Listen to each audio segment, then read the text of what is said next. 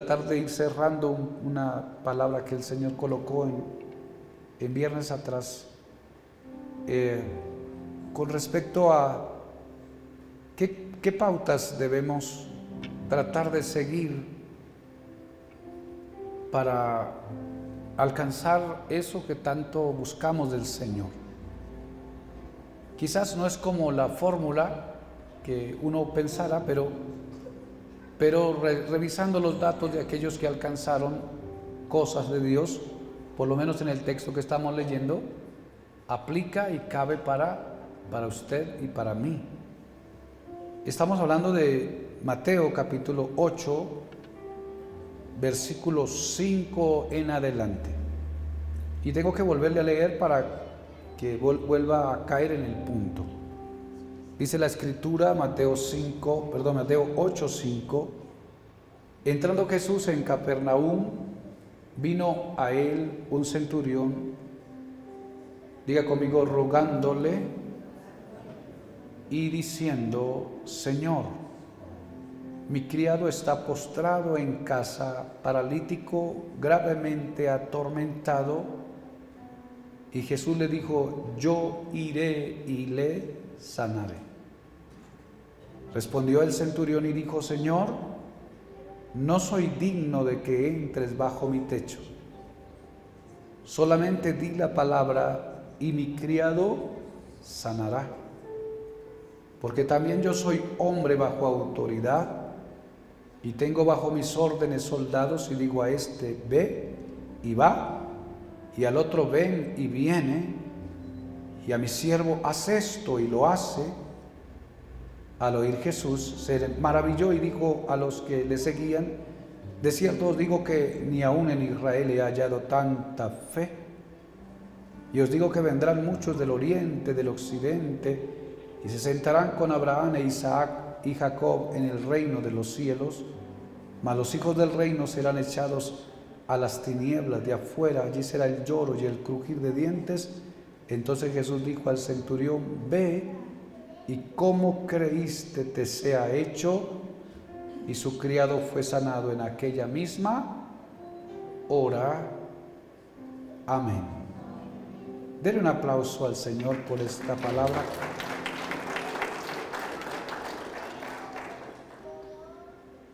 Lo primero que le dije es que para poder alcanzar un milagro del Señor hay que buscar al Señor.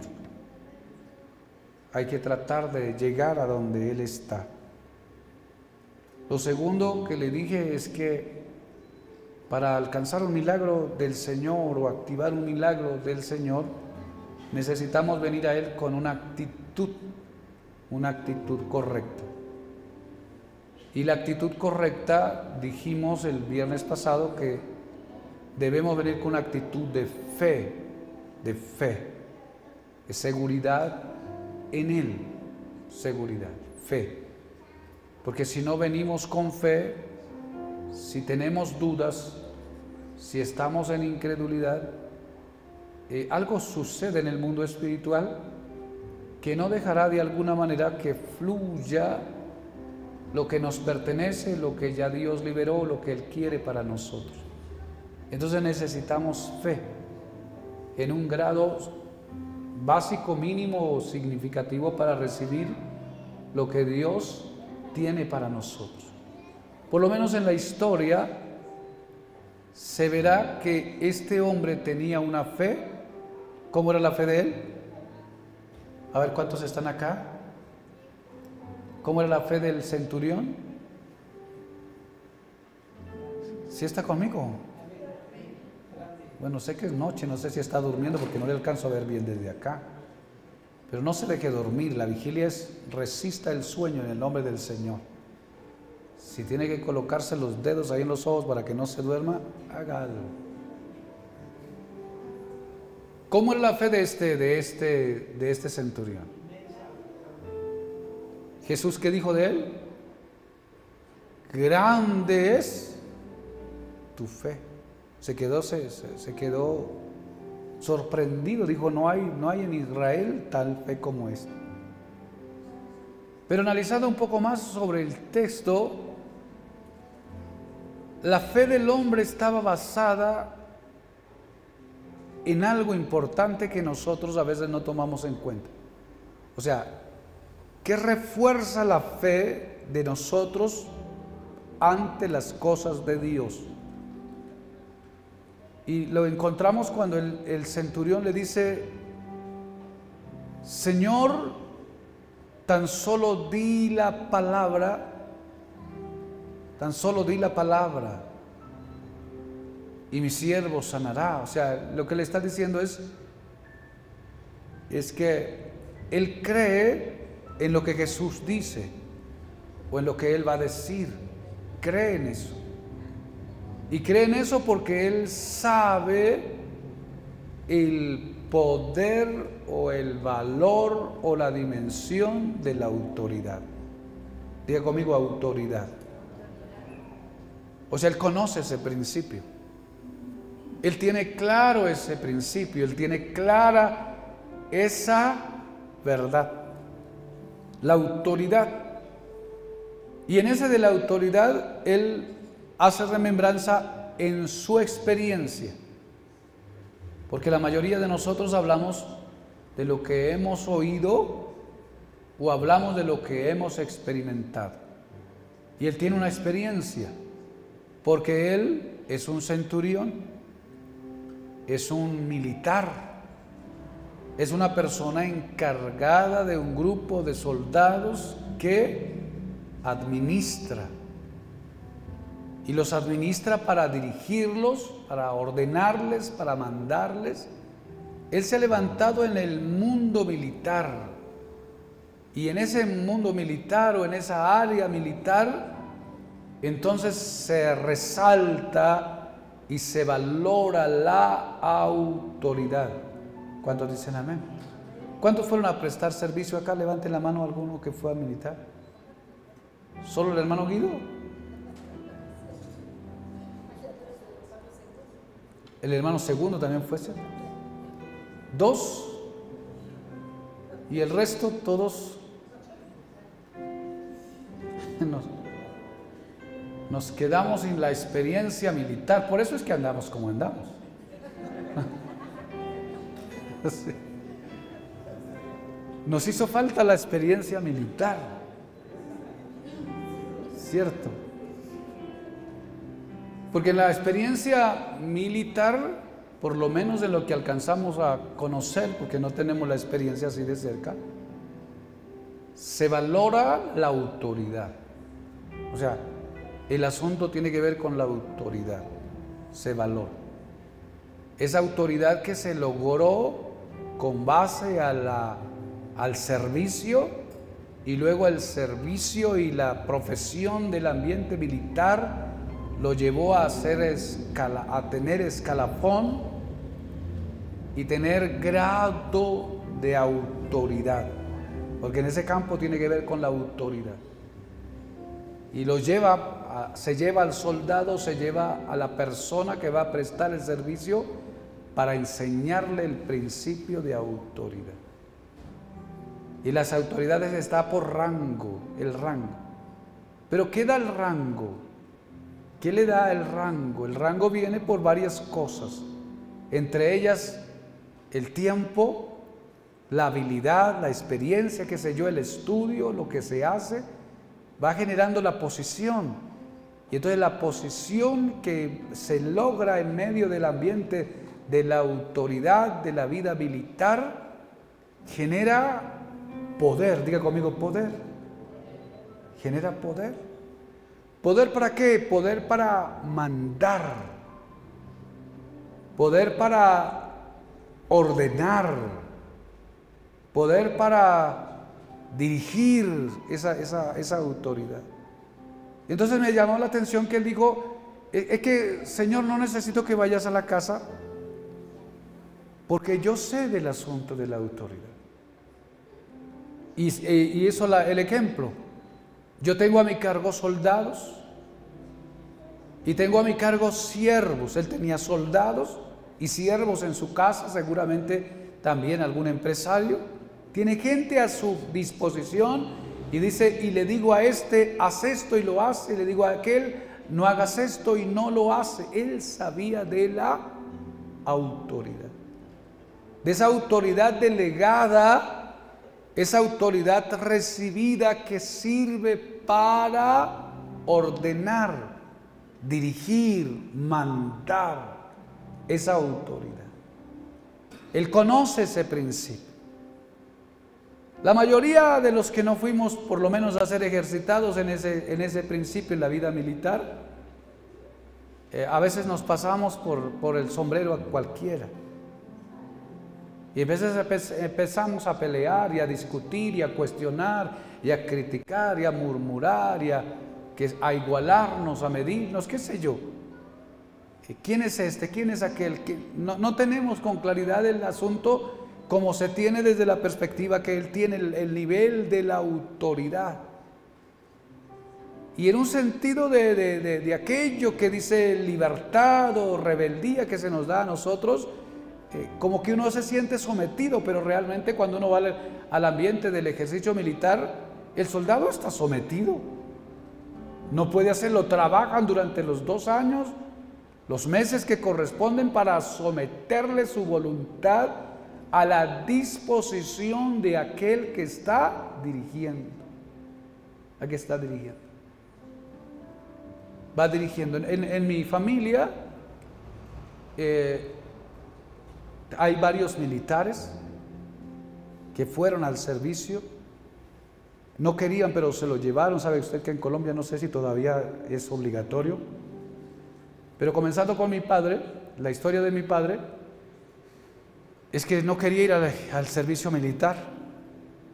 Y entonces en aquel entonces, en el pueblo de donde nosotros somos, estaba el runque, ¿cómo para no ir al servicio militar? Y una de las cosas es, si no tienes los dientes de adelante, estos 4 dientes, te libras del servicio militar. Era lo que contaba mi padre. Y entonces mi padre, jovencito, se mandó quitar los dientes. Quedó solo los colmillos. Y yo lo conocí así a mi padre. Lo conocí. ¿Y por qué tienes los dientes? ¿Qué pasó con tus dientes? Y entonces me contó la historia. Me los quité cuando joven. ¿Por qué? Para no ir a prestar el servicio militar.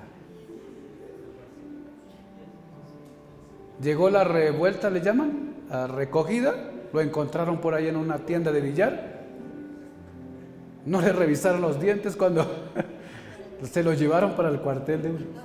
Le tocó ir a prestar el servicio militar. Perdió la sacada de los dientes, y quedó así. Bueno, ya después el tiempo arregló su dentadura, pero era la historia Pero ellos aprendieron la regla, la línea, del ambiente, del asunto, de la disciplina.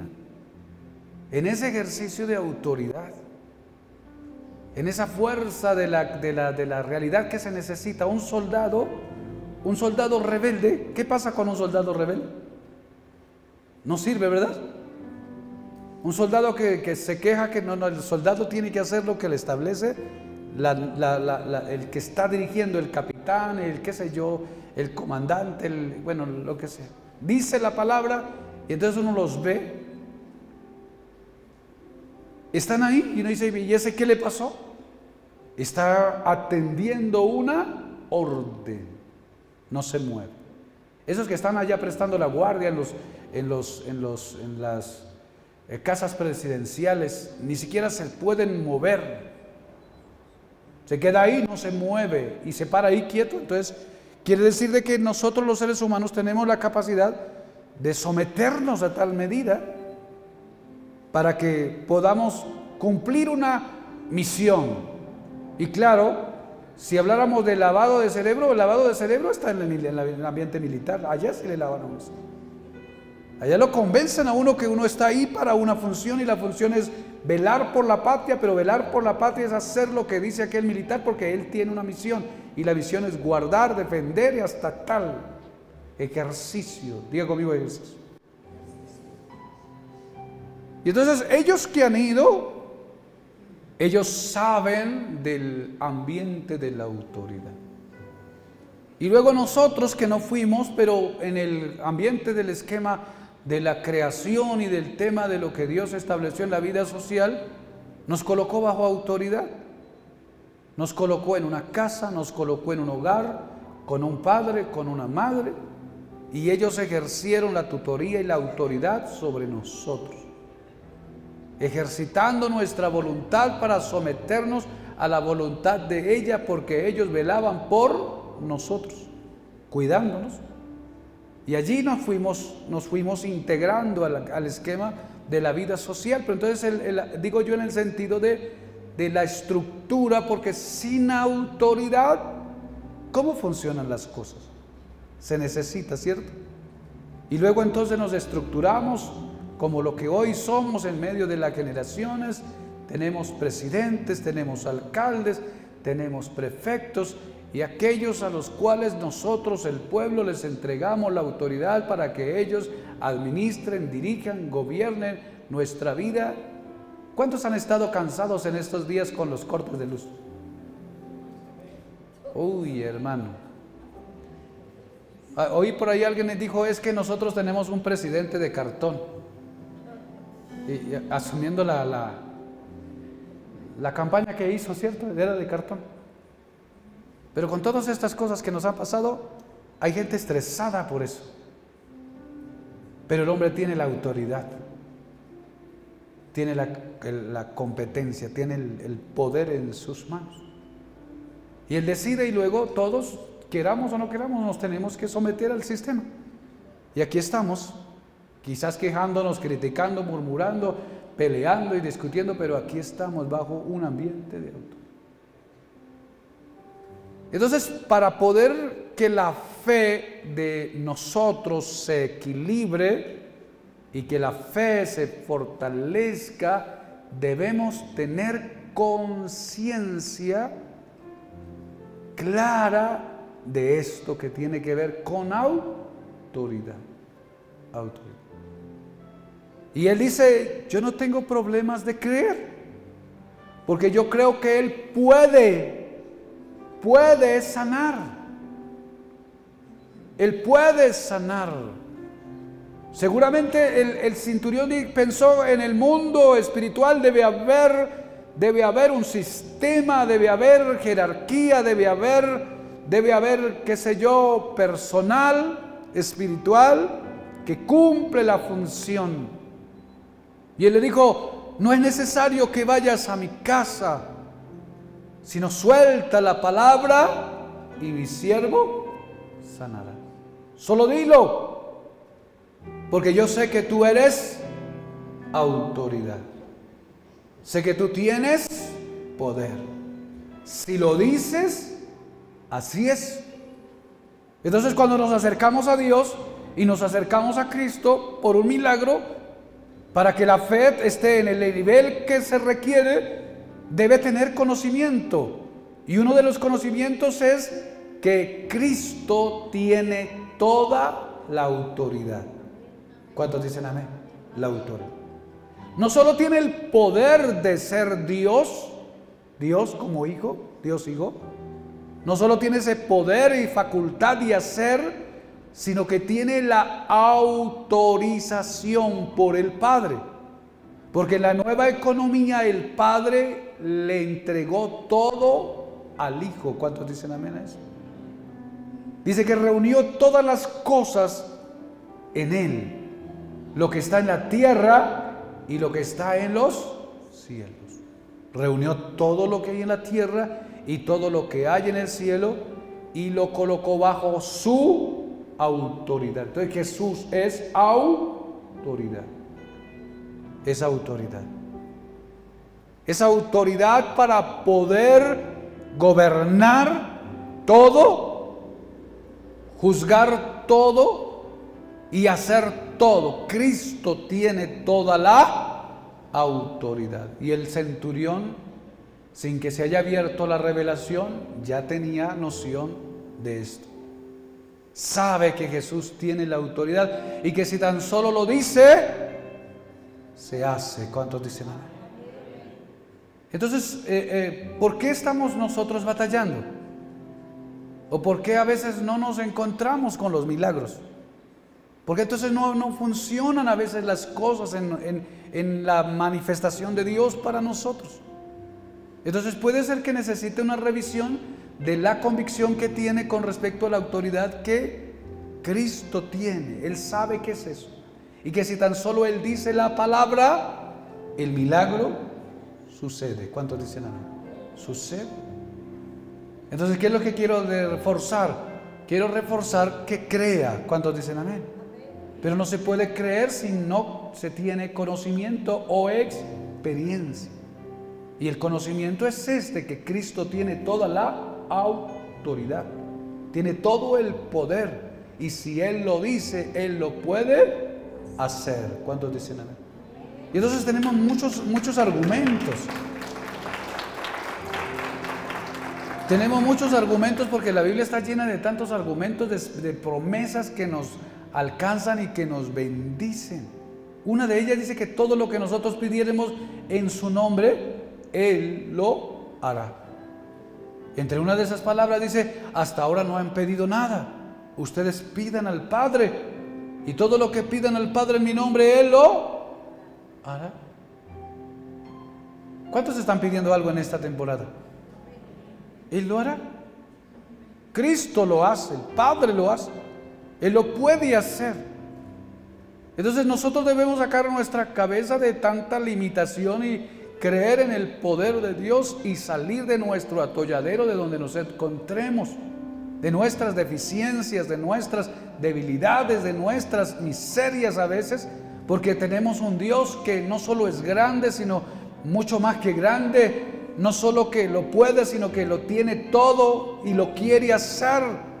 Entonces el problema ya no está en Dios, porque ya Dios, Él no tiene problema por hacer, Él no tiene problema para poder llevar a cabo. Entonces el problema, si no está en Dios, debe estar en mí. Y si está en mí el problema, que no estoy dejando fluir lo que Dios tiene, entonces debo revisar mi forma de pensar, mi forma de creer, mi forma de conocer de Él. Y luego pararme en el punto que me corresponde para que pueda estar apto para recibir lo que ya Dios tiene. Amén. Y entonces usted dirá: pero ya llevo meses, ya llevo años pidiendo e intento creer, pero no llega, y como que esperas hoy y no aparece, pero ya mañana de repente estás ahí y como que no llega todavía, y entonces ahí es donde está la prueba. Te desalientas, te desanimas. Y luego comienzas a tener pensamientos de otra índole, como que Dios no te oyó, como que Dios ya no te quiere, como que no es para ti, como que Dios se olvidó de ti. Y la batalla no es que Dios se olvidó de nosotros, porque Dios nos recogió en Él y nos tiene en Él. Y de repente, si la demora que se haya presentado en lo que nosotros estamos pidiendo, de repente es que Dios está queriendo que nosotros intercedamos más, empujemos más, oremos más, roguemos más, porque el centurión vino delante de Él y le rogó. ¿Cuántos dicen amén? No le pidió, le rogó. Una cosa es pedir y otra cosa es rogar.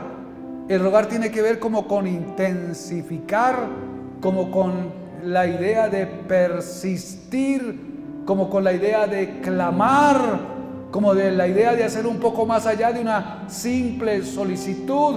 Y hay algunos de nosotros que nos quedamos, es que Dios sabe, Dios me conoce, Él verá si hace, Él verá si me deja, Él verá si me entrega, y nos quedamos así. Y así vamos a terminar la vida y no vamos a activar el milagro poderoso que necesitamos. Entonces lo que quiero decir es que de repente nos hace falta más, y en ese hacer falta más tenemos que empujar un poco más. ¿Cuántos dicen amén? Empujas un poco más, pero vas convencido en el nombre del Señor. Él vino hasta donde estaba Jesús, Él le ruega, pero Él sabe que al estar y Cristo le da audiencia, Él está seguro que lo va a ayudar, está seguro que le va a echar la mano, está seguro que lo va a levantar. Entonces, para alguien que pueda decir esta noche: voy ahí en tablas, voy ahí batallando, voy ahí como en un torbellino, voy ahí como con la idea de irme al precipicio. Quizás pueda ser una experiencia que nos toca o nos esté tocando pasar, pero si hay confianza y hay seguridad, no vas a morir. ¿Cuántos dicen amén? No vas a quebrar, no te vas a arruinar, no te vas a destruir, no te va... De repente vas a estar ahí confiado porque Él tiene el poder. ¿Cuántos dicen? Él tiene. Mire, uno de los ejemplos es Jonás. Jonás, él conocía a Dios. Dios lo llamó y le dijo: Jonás, ve a Nínive porque necesito que profetices, voy a destruir eso en 40 días. Esto ha pasado. Y le dice: Jonás, necesito que vayas. Jonás salió corriendo para el otro lado. Se largó para Tarsis. Jonás para allá no era, pero Jonás se metió y dijo: yo quiero huir de esta situación. ¿Por qué quería huir Jonás? Jonás quería huir porque Jonás conocía en parte al Señor. Conocía. Porque Dios lo estaba mandando a hacer algo que él sabía que en el camino probablemente lo iba a cambiar. Porque Jonás sabía que Dios es misericordioso. ¿Cuántos dicen amén? Tardo, lento para la ira y grande en mi misericordia. Y se lanza y se cuesta ya dormir en el barco. Todos los demás están temblando, todos los demás están gritando, invocando dioses por todo lado, y Jonás allá durmiendo en la profundo de la embarcación, quieto. Se levanta quizás un tanto perezoso, y ¿qué se está pasando? No, todo el mundo se está muriendo acá.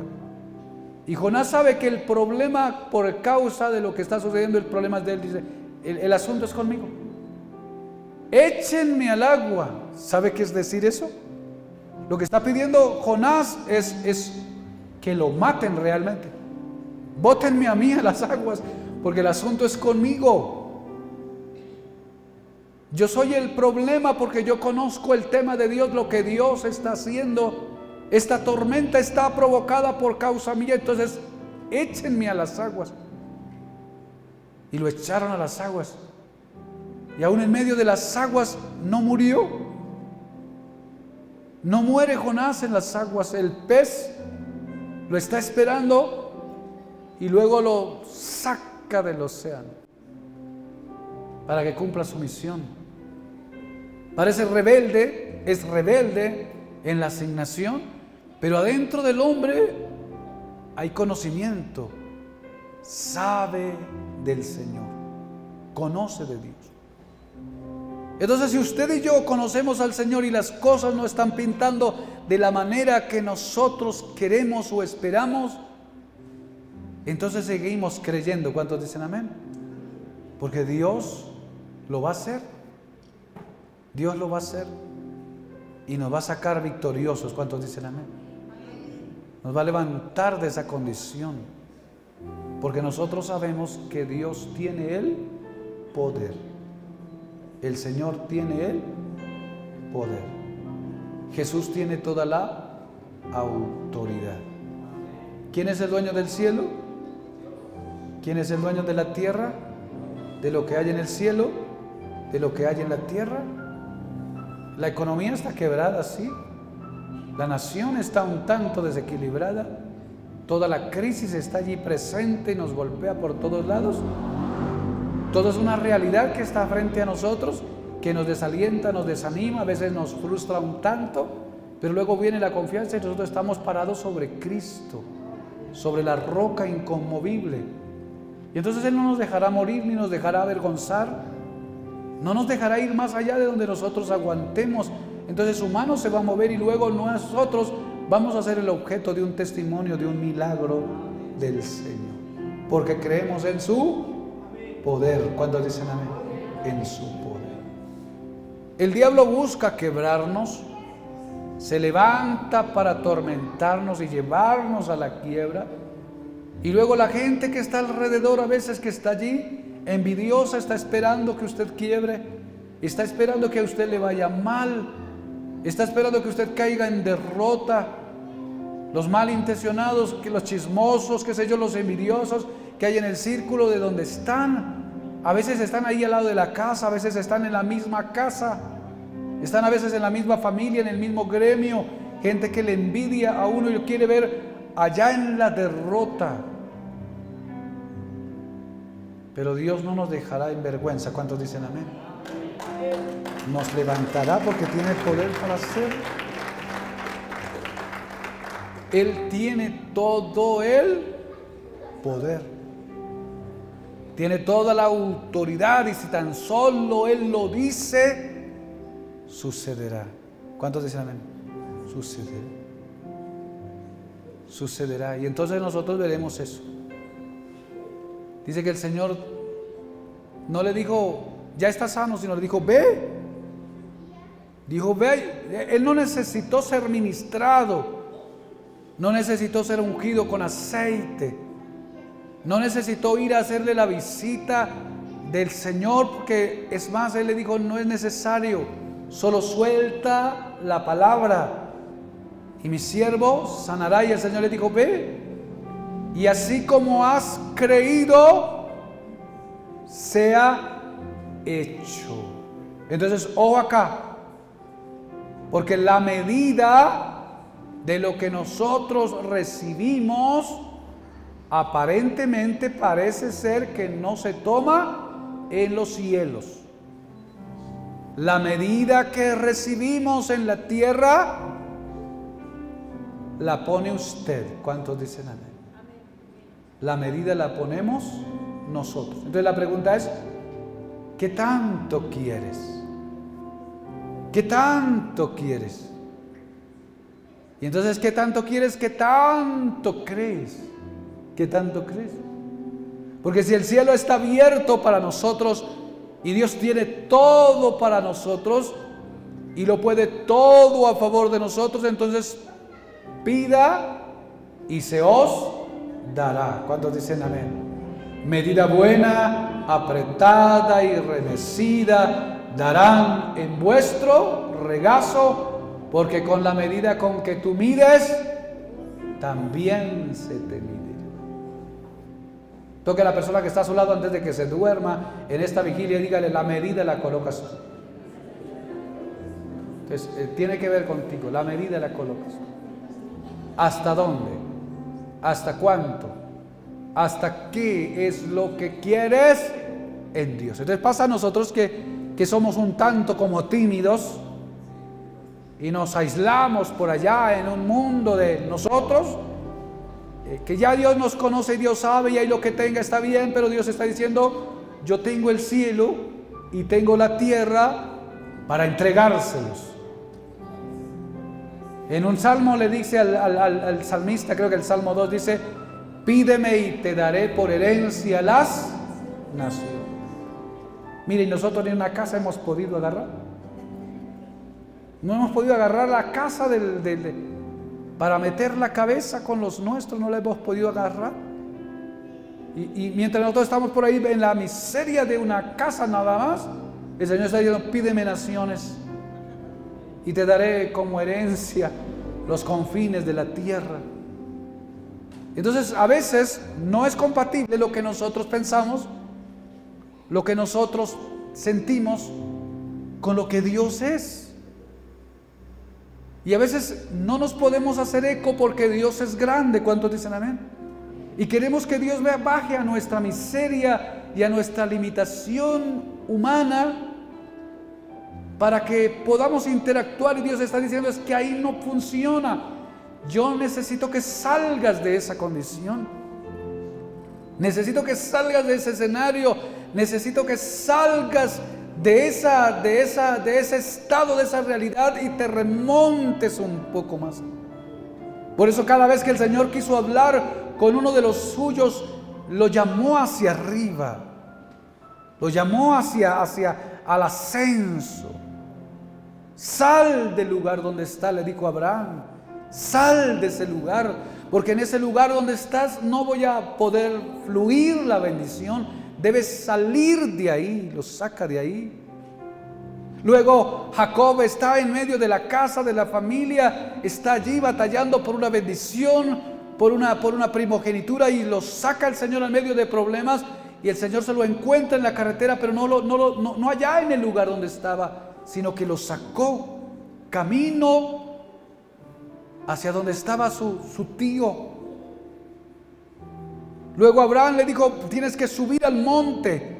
A Moisés le dijo, Moisés, quiero hablar contigo, pero tienes que dejar la gente abajo.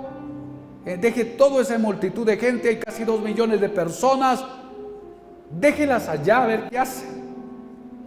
Y usted suba al monte Sinaí, porque tengo que hablar contigo. No voy a hablar ahí en la bajeza, no. Sube. Y ese subir hoy para usted y para mí no es un subir de vamos al volcán Chiles a hacer senderismo, qué sé yo, no.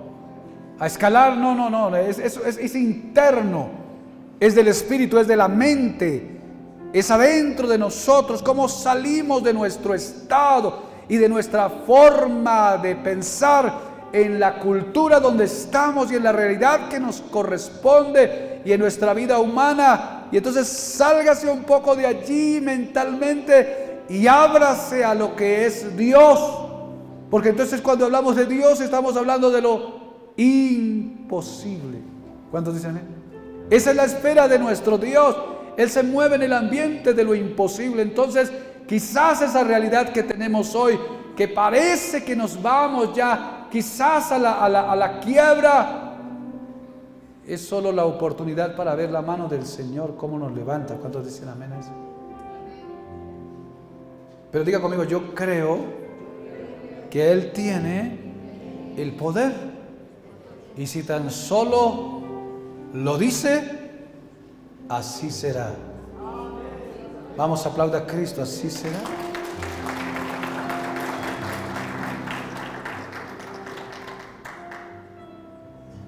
Entonces quiero retarle para que piense un poco más en grande. Algo más allá de lo cotidiano. Algo más allá de lo básico de la vida. ¿Hasta dónde le alcanza la mente a ver, a pensar? ¿Hasta dónde alcanza a saber? Y nosotros, bueno, en esta generación tenemos una ventaja, porque ahora con todo este ambiente tecnológico, con todo este asunto del desarrollo de la tecnología, de la ciencia, y que hoy alcanzamos a ver más. ¿Cuántos dicen amén? Miren, nosotros estamos tratando de sobrevivir en medio de esta limitación de luz, mientras que Elon Musk está peleando la batalla para llevarnos y traernos de Marte. Está peleando. Esos son los pensamientos del hombre. ¿Cómo llevo a estos cabezones humanos a que salgan de la atmósfera, la estratosfera, qué sé yo, y los llevamos una vueltita a la luna, una vuelta a Marte?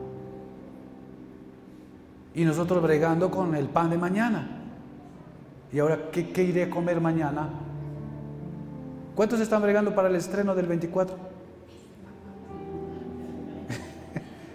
Vamos a pasar con los mismos de los 3 años anteriores. Entonces hay algo más. Y yo de repente me siento acá porque hay algo mayor. Hay algo mayor. De repente estás con el negocio y estás ahí tratando de ir reduciéndose a las pequeñeces de los temores. Y un poco más en grande. Un poco más en grande. ¿Qué sé yo? Dirá, me quedo con las minucias, estoy cómodo, tranquilo. No. Pero apuéstele por algo grande.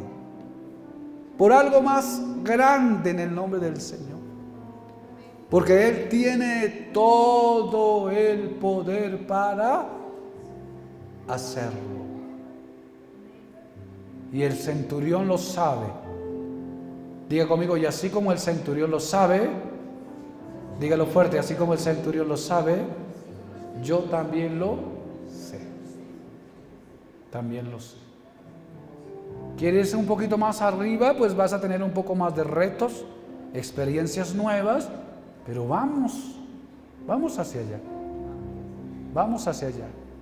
A esta ciudad le hace falta constructores, gente para construir. Esta ciudad todavía no ha experimentado el ambiente inmobiliario a una escala mayúscula. Hace falta empresarios de la construcción. Y algunos dirán, es que aquí no compran nada. No hay. Seguramente si vas con esa mentalidad, no. Pero hace falta empresas de construcción. Hace falta que alguien haga un edificio, algo parecido, así como la torre que hay allí en ¿dónde es? En Arabia. Mire estos jeques árabes que no son creyentes, le creen a Alá, bueno, a Dios por el otro lado, para ellos, pero le creen. Hermano, y esta gente se le metió al mar y le ganaron tierra al mar e hicieron el mapamundi en el mar, las palmeras. Y dice, ¿cómo? Yo no puedo levantar un muro. ¿Por qué yo no puedo levantar? Y estos sinvergüenzas levantaron una ciudad en el mar, le ganaron tierra al mar y levantaron edificios. Entonces nosotros los cristianos debemos un poco como remecernos. ¿Qué está pasando con nosotros? ¿Qué está pasando con nuestra vida? No haces, de repente estás sentado y no haces nunca vas a lograr. Tienes que hacer. Pero luego no basta solo con el hacer, es con quién hacemos. Y para nosotros es Dios con nosotros. Yo hasta ahora estoy tratando de darle un poco más de vistazo al tema de la inteligencia artificial, pero ¿cómo es que estas chips tan pequeños, tan minuciosos, tienen toda esta capacidad? Tienen toda esta capacidad. Tienen toda esta habilidad para desarrollar lo que hoy tenemos. ¿Cómo lo hicieron? ¿Cómo lo lograron? Y entonces uno va mirando tecnología, cómo lo van desarrollando, el tema del ambiente, de la robótica y todo esto, cómo lo están logrando, cómo lo están haciendo. Y entonces nosotros, mientras ahorita estamos pensando de cómo vender una prenda mañana para que me deje un dividendo de unos 50 centavos, $1, para completar entre poco y poco, ¿cuándo? Diga conmigo, necesitamos entender que nosotros hemos sido puestos sobre el poder. Cristo es el poder.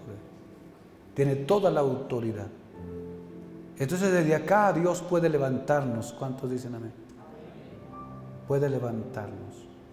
¿Pero qué necesita? Necesita de usted. El problema no está en Él, está en nosotros. ¿Y qué necesita? Que usted crea en el poder que Él tiene. Tiene poder. Amén. Dije que tiene poder. Les conté la otra vez que el hijo del hermano Abelardo, me llamó una mañana, estresado, dijo, pastor, necesito su ayuda. ¿Qué pasó? Mi hijo Ricardo, creo que se llama, su esposa dio a luz. El niño se pasó de las semanas que debe nacer. Hay una semana. ¿Dónde está el doctor acá? Si se pasa un niño de las semanas que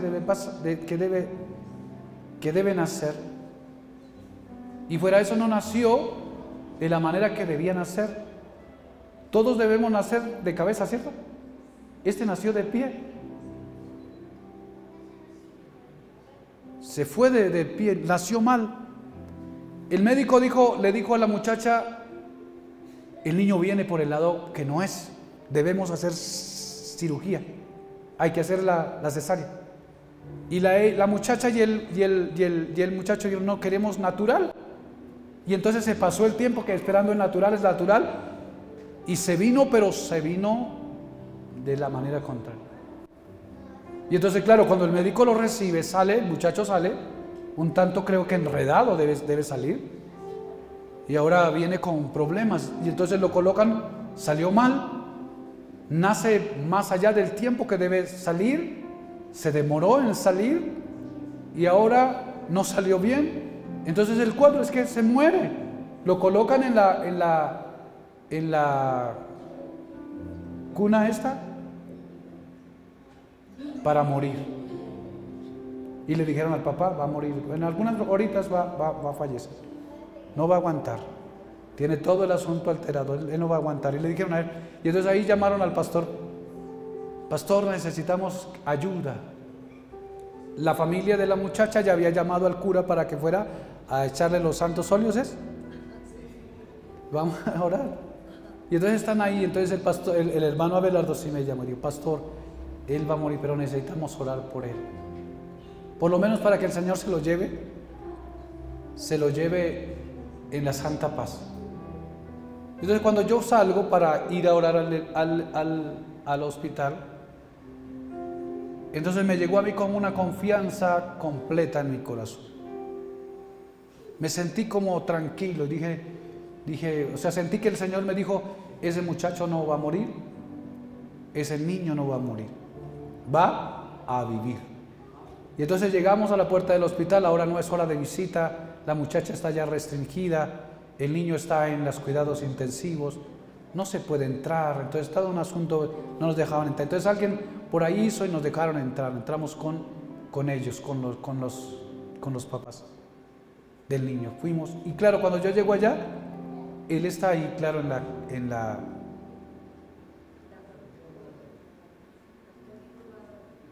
incubadora, gracias, la incubadora. Ahí está en la incubadora, muriéndose, estaba morado, pero tiene respiración, tiene todos los cables, está ahí, y entonces oramos.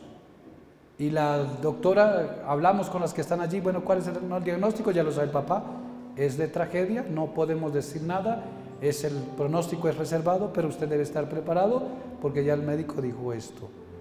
La realidad es esta, el cuadro es completamente negativo. Y entonces a mí se me dio por preguntarle a la señora que estaba ahí en la entrada del cuidado intensivo, ¿y usted es creyente? ¿Tiene fe? ¿Cree que Dios puede hacer un milagro? Y entonces ella quedó mirándome y dijo,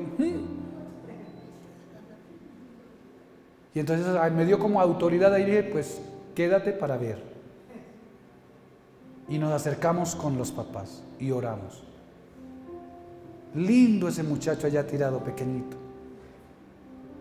Y entonces coloqué la mano sobre la cabeza, sobre los pies, oramos, reprendimos la muerte prematura, la muerte repentina en el nombre de Jesús.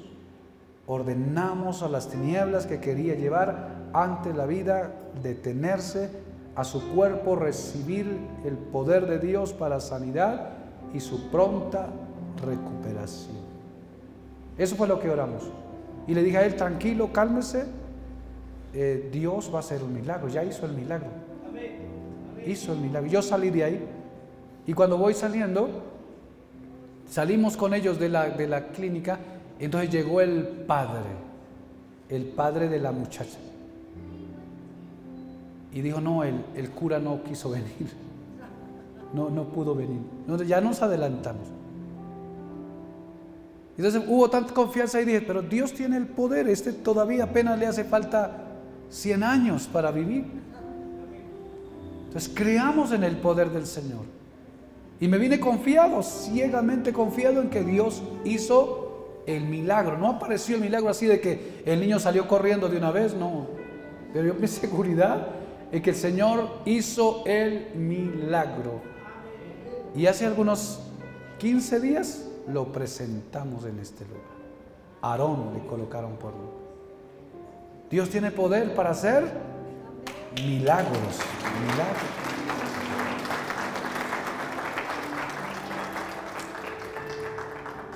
Entonces recuerde eso